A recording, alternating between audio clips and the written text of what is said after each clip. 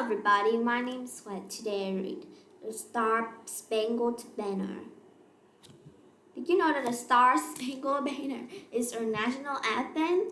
This song has inspired millions of Americans and continues to inspire them today. But how did this song come about? The song was written by Francis Scott Key. A battle between the colonists and the British was raging at Fort Massey Henry. Key quickly wrote out a poem. He was inspired by the flag flying over FDMC Henry. This poem has 5 verses. He only sang the first verse in the national anthem. The Star Spangled Banner did not become the national anthem right away. There was no music to the words. Kay scribbled a word to the poems on the back of a letter. He also gave it a title. He brought it back to Baltimore. It was later published in a newspaper. The words were then brought and published to the tune of the song, To Around in Heaven.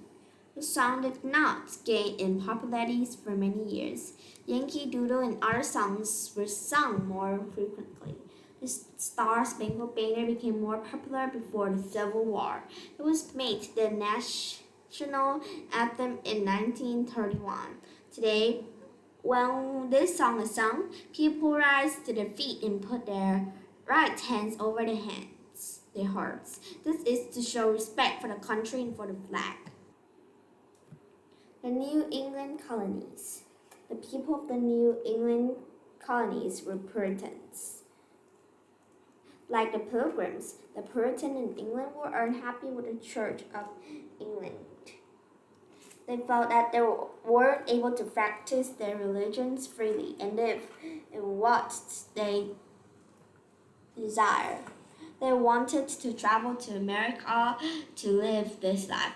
The Puritans formed their own stock company. More than 1,000 men, women, and children left England to begin a new life in America. The Puritans built their settlement in Boston, Massachusetts. Unlike many of the other newcomers, the Puritans were very successful. They didn't come with a plan to get rich from the gold they might find. They came prepared to plant crops and build homes. They arrived in America at a good time in the year, so that their crops could grow strong. They had plenty of food to last throughout the winter. There were not very many Puritans who died as a result of winter. People back in England to learn how successful the Puritans were, so more and more people came to set up colonies. For many of these people, life was a struggle in England. They wanted to come to America for a better life. The Puritans set up laws for the colonies. They're very religious people. Not all the newcomers agree with the Puritan way of life. Some of these people were forced to leave, and they set up new settlements. More and more people continued to travel to America. The colonies continues to grow.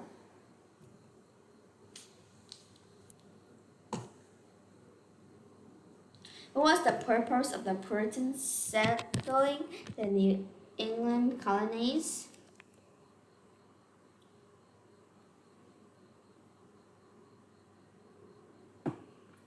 To practice their religion freely.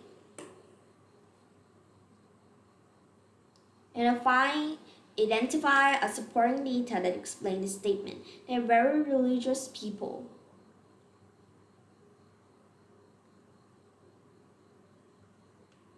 The Puritan worship in the Church of England.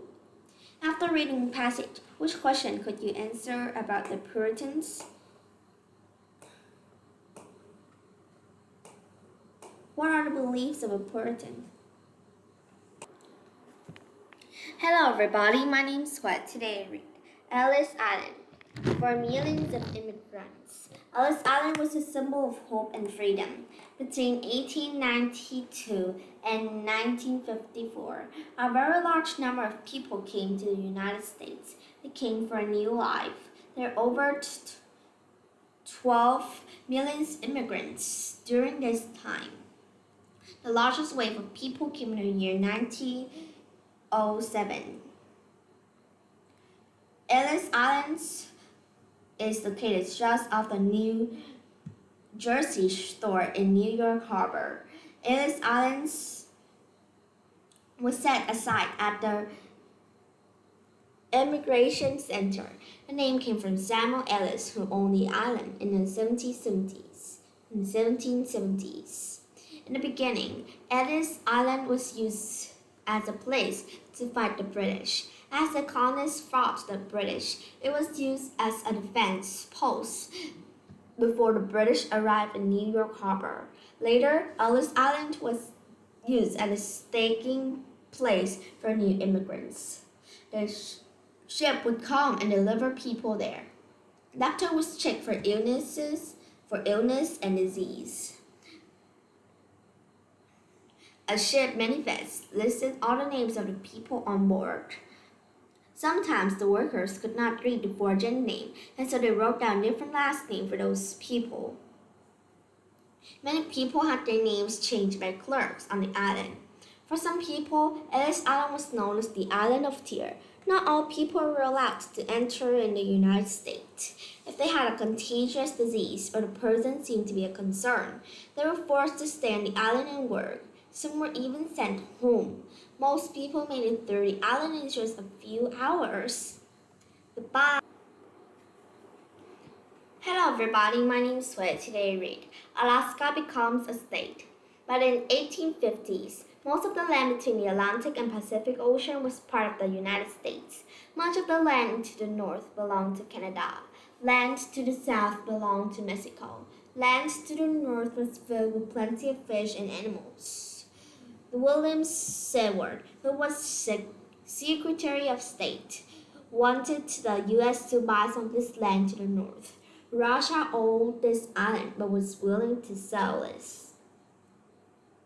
The United States bought the Alaskan Territory from Russia for $7.2 billion.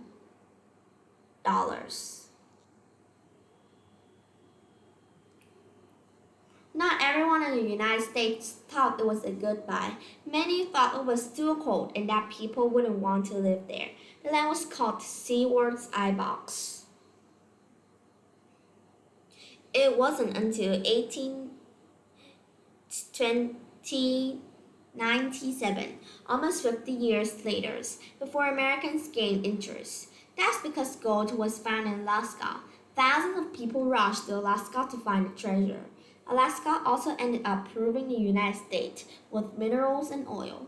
Alaska finally became the 14th state in 1959. Goodbye.